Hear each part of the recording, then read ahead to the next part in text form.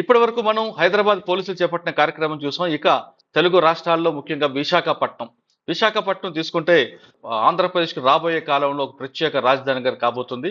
అటువంటి ప్రాంతంలో పోలీసులు కూడా ఎక్కువగా దృష్టి సారించారు. ఇక విశాఖపట్నం అనగానే గతంలో గంజాయి ఎక్కువగా ఉండేది, కానీ క్రమేపీ ఆంధ్రప్రదేశ్లో సెబ్ ఏర్పడిన తర్వాత గంజాయి సాగు పూర్తిగా నిర్మూలించారు విషయం చెప్పుకోవచ్చు. అయితే విశాఖపట్నంలో యువత ఎక్కువగా ఉంటారు, కాలేజీలతో పాటు మాల్స్ ఉన్నాయి, అదేవిధంగా బీచ్ రోడ్ లాంటి ఒక పర్యాటక ప్రాంతం ఉంది. విశాఖపట్నంలో గంజాయికి వ్యతిరేకంగా కానీ డ్రగ్స్ వ్యతిరేకంగా అక్కడున్న పోలీసులు ఏ విధంగా చేస్తున్నారు, అక్కడ ఆంధ్రప్రదేశ్లో సెబ్ డిఐజీ రవిప్రకాష్ గారి సారథ్యంలో, అదేవిధంగా విశాఖపట్నం పోలీస్ కమిషనర్ డాక్టర్ త్రివిక్రమార్ గారి సారథ్యంలో సెబ్ జాయింట్ డైరెక్టర్ శ్రీనివాసరావు గారు ఎటువంటి కార్యక్రమాలు చేపట్టారు, గత 2 రోజులుగా అక్కడ కాలేజెస్లో యువతకి ఎలాంటి కౌన్సిలింగ్ ఇస్తున్నారు, అసలు డ్రగ్స్కి వ్యతిరేకంగా ఏ విధంగా కార్యక్రమాలు చేపట్టడమే కాకుండా ఎన్ని కేసులు పెట్టారు, వాళ్ళని ఏ విధంగా అరెస్ట్ చేస్తున్నారు, ఒకవేళ డ్రగ్స్ తీసుకుంటే ఏ విధంగా గుర్తించాలి, వాళ్ళ మార్పు కోసం ఎలాంటి కార్యక్రమాలు చేపట్టారనే అంశం మనతో మాట్లాడడానికి సెబ్ జాయింట్ డైరెక్టర్ శ్రీనివాస్ గారు ఉన్నారు. అదేవిధంగా ఒకవేళ తీసుకున్న తర్వాత వాళ్ళ మార్పు కోసం వాళ్ళని తిరిగి మనుషులుగా మార్చడానికి ఒక ఎన్జిఓ సంఘం కూడా ఉన్నారు. ఎన్జిఓ సంఘం సంబంధించి అక్కడ ఉమారాజు గారు కూడా ప్రస్తుతం మనతో కలిశారు. వీళ్ళిద్దరితో పాటు సరితా మేడంతో పాటు చాలా మంది పోలీస్ ఆఫీసర్ ఈ కార్యక్రమంలో పాల్గొంటారు. ముందుగా విశాఖపట్నం నుంచి మన కార్యక్రమంలో పాల్గొన్న శ్రీనివాస్ గారు, అదేవిధంగా ఉమారాజు గారికి నమస్కారం అండి. శ్రీనివాస్ గారు నమస్తే అండి. ఉమారాజు గారు నమస్తే మేడం. శ్రీనివాస్ గారు గుడ్ మార్నింగ్ అండి. గుడ్ మార్నింగ్, నమస్తే. శ్రీనివాస్ గారు, మనం చూస్తున్నాం గత 2 రోజులుగా విశాఖపట్నంలో ప్రత్యేక కార్యక్రమం చెప్పారు. అంటే ఆంధ్రప్రదేశ్ లో డ్రగ్ వ్యతిరేకంగా ఆంధ్రప్రదేశ్ తయారు చేయడానికి సెబ్ అని ఒక ఏర్పాటు అయింది. అక్కడ ఆంధ్రప్రదేశ్ ప్రభుత్వం ఏర్పాటు చేసిన తర్వాత అప్పుడులో ఉన్న రమేష్ రెడ్డి గారు కావచ్చు, ఇప్పుడున్న రవిప్రకాష్ గారి సారథ్యంలో సెబ్ చాలా విస్తృతంగా వెళ్ళడం, అంటే 3 రకాలుగా దీన్ని డివైడ్ చేశారు. అంటే సాగు, తర్వాత ట్రాన్స్పోర్ట్, తర్వాత వాళ్ళని ఐడెంటిఫై చేయడం, తర్వాత వాళ్ళ మార్పు తీసుకురావడం, గంజాయి సాగు పండించిన వాళ్ళకి మరి వాళ్ళు అటువైపు వెళ్లకుండా కమర్షియల్ పంటలు కూడా వేయించడం వంటి సరికొత్త కార్యక్రమాలు తీసుకొచ్చి మార్పు అనే కార్యక్రమం చేపట్టారు. అందులో భాగంగా ఇప్పుడు మనం ఈ రోజు చూస్తున్నాం డ్రగ్స్ వ్యతిరేక కార్యక్రమాలు ఏ విధంగా చేపట్టారు, ఇప్పటి వరకు విశాఖపట్నంలో ఎన్ని కేసులు బుక్ అయ్యాయి, అదేవిధంగా వాళ్ళని గుర్తించడానికి మీ దగ్గర ప్రత్యేక టీమ్స్ ఏ ఉన్నాయి, ముఖ్యంగా చెప్పాలంటే యువత అటువైపు దారి మళ్లించకుండా ఉండడానికి మీరు చేస్తున్న ప్రత్యేక కార్యక్రమాలు ఏమున్నాయండి? మురళి గారు, ఈ ఫార్మేషన్ జరిగిన తర్వాత మీరు చెప్పినట్లుగా ఈ డ్రగ్స్ అనేది, అంటే ఇప్పుడు పర్టికులర్ గా ఈ గాంజా డ్రగ్స్ వీటి కోసం మనం మాట్లాడుతుంటే లాస్ట్ ఫ్యూ ఇయర్స్ లో the Andhra Pradesh government very particular in this regard అండి. ప్లాంటేషన్ టైంలోనే మనం చూస్తే ఆపరేషన్ పరివర్తన పేరుతో ప్లాంటేషన్ టైంలోనే వాటన్నింటినీ కూడా మనం క్లీన్ చేయడం జరుగుతుంది. వారికి ట్రైబ్స్ ఎవరైతే ఉన్నారో ఇంటీరియర్ ప్లేసెస్ లో వాళ్ళకి ఆల్టర్నేటివ్ క్రాప్స్ మీద అవగాహన కల్పించడం, వాళ్ళకి ఆల్టర్నేటివ్ క్రాప్స్ సంబంధించినటువంటి సీడ్స్ సప్లై చేయటం, అవన్నీ గవర్నమెంట్ మనం చేస్తున్నాం. ఈ లాస్ట్ 3-4 years లో చూసినట్లయితే అసలు కల్టివేషన్ స్టేజ్ లోనే ఏపీలో ఈ గాంజా అనేది చాలా వరకు కంట్రోల్ అయిపోయిందండి. దానికి ఎగ్జాంపుల్ నేను చెప్తా. ఇప్పుడు లాస్ట్ ఇయర్ లో మీరు అడిగారు ఎన్ని కేసులు చేశారు ఏంటి ఎలా ఉందని. లాస్ట్ ఇయర్ మనం చూస్తే 105 కేసెస్ రిజిస్టర్ చేస్తే దీంట్లో మేము సీజ్ చేసిన property 6,000 kilos.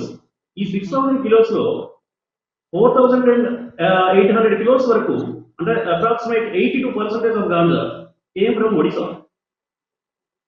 After district reorganization, I openly telling you, after reorganization, there is no cultivation in Visakhapatnam city. Of course, little bit cultivation ASR district లో ఉంది. దాన్ని కూడా ఈ ఆపరేషన్ పరివర్తన పేరుతో క్లియర్ చేయడం జరుగుతుంది.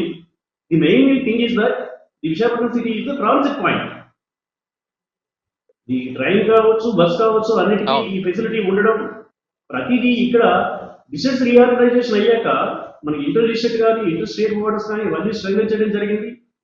సిటీలోకి వచ్చే లాస్ట్ ఇయర్ 105 కేసెస్ మీరు రిజిస్టర్ చేస్తే సో ఫార్ 6 months లో ఇయర్ 35 కేసెస్ మాత్రమే రిజిస్టర్ అయ్యాయి. అంటే క్రైమ్ రేట్ బాగా తగ్గుతుంది. ఈ గవర్నమెంట్ ఏదైతే మనకి మ్యాండేట్ ఇచ్చిందో, ఆల్రెడీ ఆంధ్రప్రదేశ్ గవర్నమెంట్ మనకి ఇచ్చిన మ్యాండేట్ ప్రకారం డ్రగ్ ఫ్రీ స్టేట్, ఈ మ్యాండేట్ తో మనం ముందుకు వెళ్తున్నామండి. ఇప్పుడు మీరు అడిగారు ఎడ్యుకేషనల్ ఇన్స్టిట్యూషన్స్ లో ఏం చేస్తున్నారని. అయితే గవర్నమెంట్ మనకి ఇచ్చిన మ్యాండేట్ ప్రకారం మేము ప్రతి ఎడ్యుకేషన్ ఇన్స్టిట్యూషన్ లో అవేర్నెస్ క్యాంప్స్ కండక్ట్ చేయడం జరిగింది. ఆల్రెడీ 146 ఇన్స్టిట్యూషన్స్ ఐడెంటిఫై చేసాం, అక్కడ హోర్డింగ్స్ పెట్టాం. ప్రతి కాలేజ్ లో కూడా డ్రగ్ ప్రివెన్షన్ కమిటీలు ఏర్పాటు చేసాం. ఎన్జిఓస్ తో లాస్ట్ 1 వీక్ ఏదైతే on the eve of international anti drug abuse day ఉందో దీన్ని దృష్టిలో పెట్టుకుని లాస్ట్ 1 వీక్ గా మేము అవేర్నెస్ క్యాంప్స్, ర్యాలీస్ ఇవన్నీ ఆర్గనైజ్ చేస్తూ వస్తున్నాం. ఈ రోజు కూడా భారీ ఎత్తున అన్ని కాలేజెస్ లో కూడా అవగాహన కార్యక్రమాన్ని కల్పిస్తున్నాం.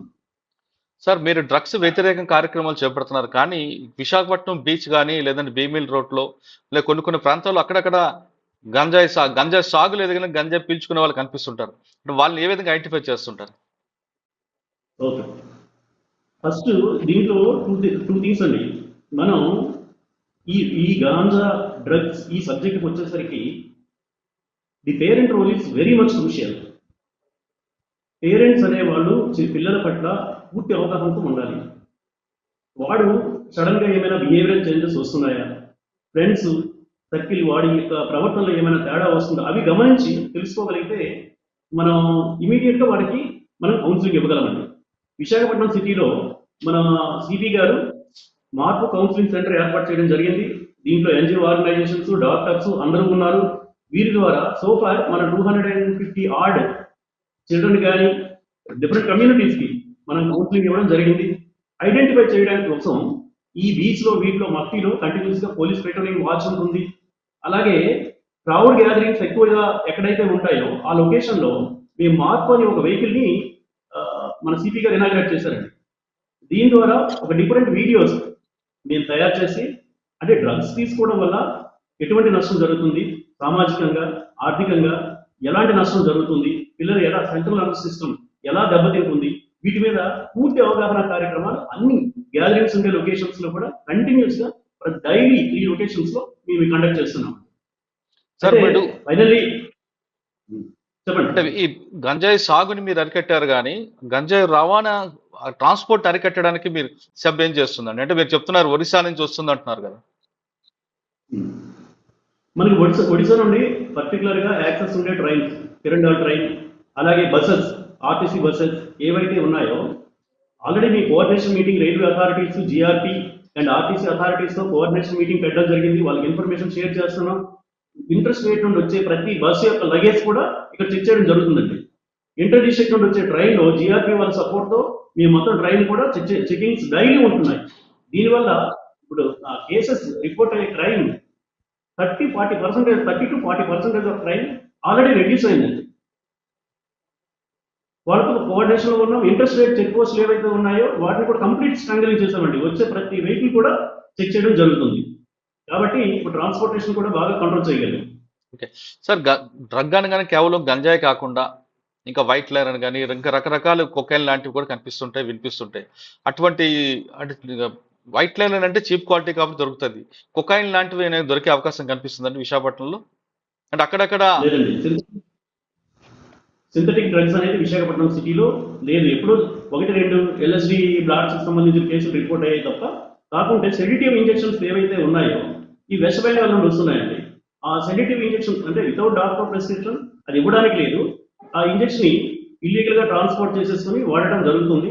వాటి కూడా ఇటీవల సిపి గారు ప్రెస్ మీట్ పెట్టారు, మీరు చూసుంటారు. SCB and city police combine task మేము చేస్తాం. ఒక 7,000 వరకు ఆ సెడిటివ్ ఇంజెక్షన్స్ ని సీజ్ చేయడం జరిగింది. దీనిపై కూడా అప్ టు వెస్ట్ బెంగాల్ వరకు కింగ్ పిన్ ఎవరు ఉన్నారో వాళ్ళందరినీ అరెస్ట్ చేసి లోపల వేయడం జరిగింది. 8 మందిని అరెస్ట్ చేసాం. వీటిపైన సెన్స్ చాలా టఫ్ గా ఉంటుందండి. ఓకే సార్, మీరు గత 2 రోజులుగా కాలేజెస్ లో కానీ మాల్స్ లో కూడా విద్యార్థులకు అవగాహన కార్యక్రమాలు చేపడుతున్నారని చెప్పారు. అటువంటి ఇన్పుట్స్ ఏ విధంగా ఉన్నాయండి? ఇన్పుట్స్ బాగున్నాయండి. పేరెంట్స్ బాగా రెస్పాండ్ అవుతున్నారు. మనకి ఇప్పుడు చూసేటట్లయితే ఒక కాలేజ్ లో మేము అవేర్నెస్ క్యాంప్ పెట్టిన తర్వాత కాలేజ్ స్టూడెంట్స్ లో కానీ ఆ అవుటర్స్ కానీ ఎవరైనా ఇక్కడ గాంజా కన్జంప్షన్ జరుగుతుంది అంటే మా యొక్క కాంటాక్ట్ నెంబర్స్ షేర్ చేశాం. ఇప్పుడు మా ఫస్ట్ ఇన్ఫర్మేషన్ వాళ్ళే ఇస్తున్నారు. మనకి ఈ మధ్యకాలంలో వస్తున్న సెబ్కి 14500 ఏదైతే గవర్నమెంట్ టోల్ ఫ్రీ నెంబర్ పెట్టిందో ఆ టోల్ ఫ్రీ నెంబర్కి ధైర్యంగా కాల్ చేయగలుగుతున్నారు.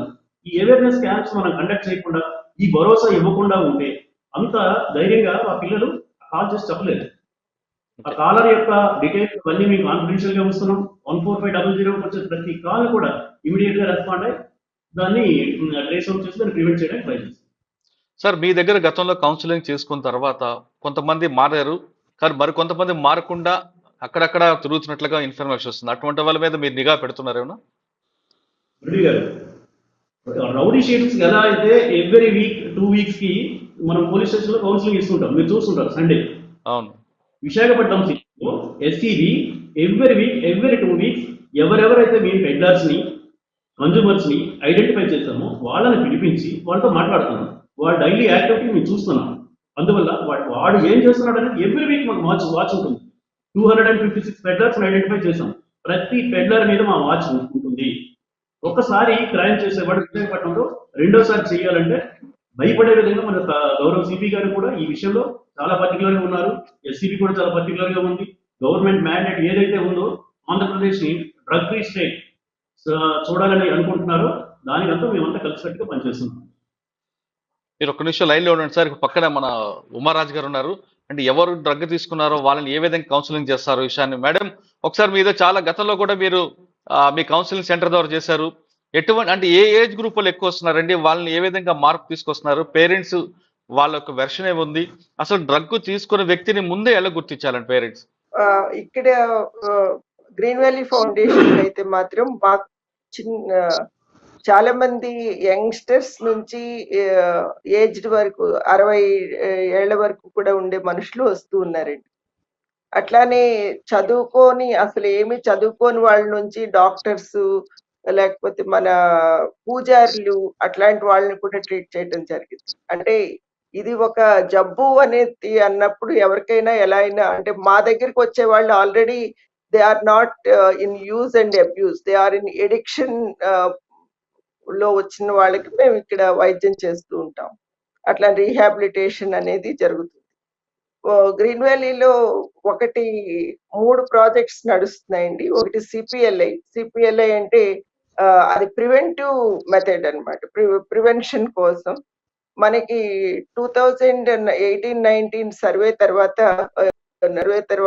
ఏదైతే మనకి బార్డర్ లో టెర్రరిజం ఎంత భయంకరంగా ఉందో అంతే విధంగా మన దేశంలో నార్కో టెర్రరిజం అంతే విధంగా ఉంది అనేది గుర్తించిన తర్వాత గవర్నమెంట్ 3 స్ట్రాటజీస్ చేశారు కదండి.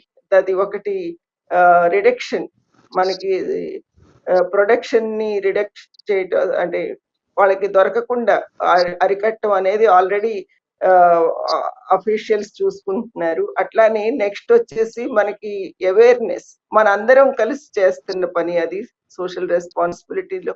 ఎవరికైతే third one is treatment and rehabilitation, ఎవరైతే ఆల్రెడీ ఎఫెక్ట్ అయిపోయి ఉన్నారో అది వాళ్ళని మనం చూస్తున్నామండి. That is one must understand the difference between use, abuse and addiction. Use ని మనం ప్రివెంట్ చేస్తున్నాం, అబ్యూజ్ లో ఉన్న వాళ్ళని మనం కౌన్సిలింగ్ కి ODIC outreach drop in centre లో ఇప్పుడు మార్పు ప్రోగ్రామ్ కి మేము పనిచేస్తూ ఉంటామండి.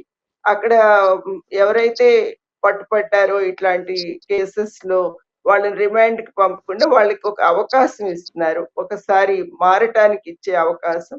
దాంట్లో వీఆర్ ఆనర్డ్, మమ్మల్ని కూడా ఒక పార్ట్ చేసి మేము కూడా వాళ్ళతోటి కలిసి పనిచేయటం అనేది ఇది చాలా గౌరవమైన విషయం. విశాఖపట్నం పోలీసు సహకారంతో మీరు చేస్తున్న కార్యక్రమాలు ఏ విధంగా వెళ్తున్నాయి?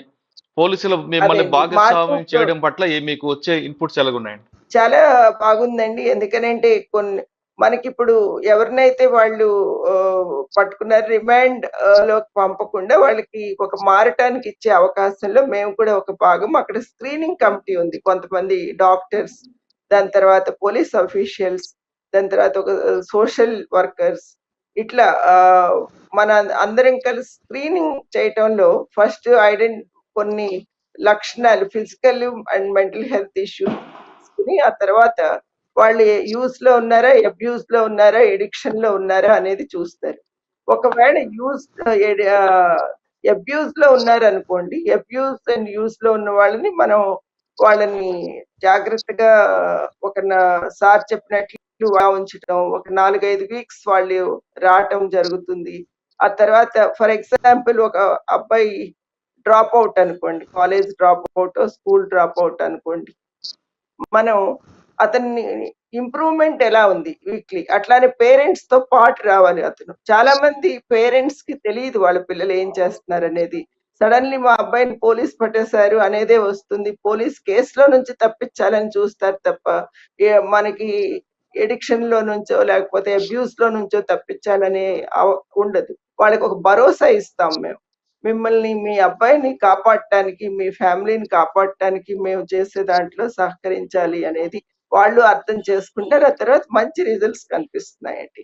ఎవరైతే ఎడిక్షన్ లో ఎవరైతే ఉన్నారో వాళ్ళని రీహాబిలిటేషన్ లో ఉంచి ట్రీట్మెంట్ చేయటం, వాళ్ళని రీహాబిలిటేట్ చేయటం జరుగుతుందండి. ఆ తర్వాత కూడా ఒక 2 years వరకు ఫాలో అప్ ఉంటుంది. ఒకవేళ వాళ్ళు రిలాప్స్ అయితే మళ్ళీ తీసుకొచ్చి జాయిన్ చేసి మళ్ళీ వాళ్ళకి హెల్ప్ చేయటం జరుగుతుంది.